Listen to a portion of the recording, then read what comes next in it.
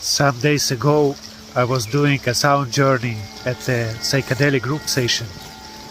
So there were lots of military jets in the sky and rocket interceptions, lots of war sounds. And first I tried to bring my sound healing stronger, to bring more impact, to get over the war sounds. And it was not possible at all. They were too strong. So at some point I joined it. I let it be. It was not easy. It was not feeling nice.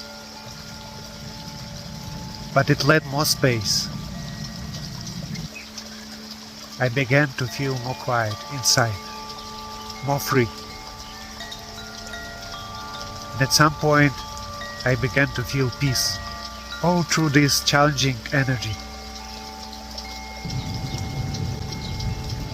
Not that fluffy pink peace, but challenging peace. But it was possible. And at that point, the military jets stopped, the missiles stopped, and it was silence.